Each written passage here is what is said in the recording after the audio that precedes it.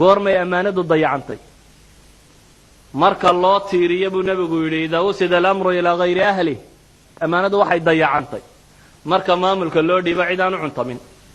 alamaana waa shardi inkastoo soomaalidu maahmaahaan ka maqlayba waxaa ka mid ah ninkay adhiga kala quustaan bay geela u dirtaan baa la yidhi ilmahay adhiga markuu kasii daayo la yidhaha geela ha lagu daro geelii baana labada ku qaalisanaa agtooda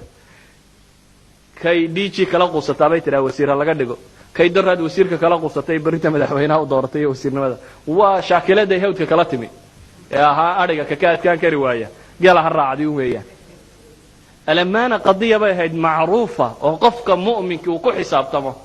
oo ah qofku inaanu wax qaban karin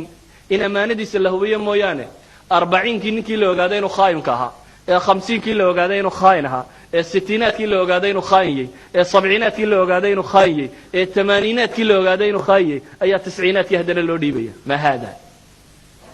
dadku ma maskaxda ka tirsan maya almafahim siyasiya almaalim siyasiya alislaamiya ayaa ghaiba inda al-umma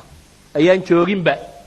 dadkaan garanaynba cid ay dooran lahaayeen dadkaan garanaynba cid wax loo dhiibayo waa inaan gartaa intaanan sanduuq al-iqtiraac wax ku ridin sanduuqa wax lagu foodeeyo intaan la odhan dimuqraadiyad way foodeeyo ku soo rid waa inaan gartaa waxa wax lagu doorto criteria waa inuu yacdi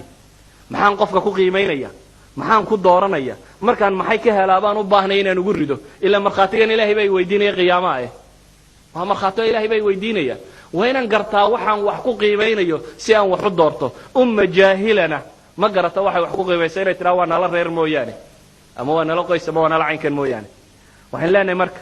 ammaanadu waa shay asaasi ah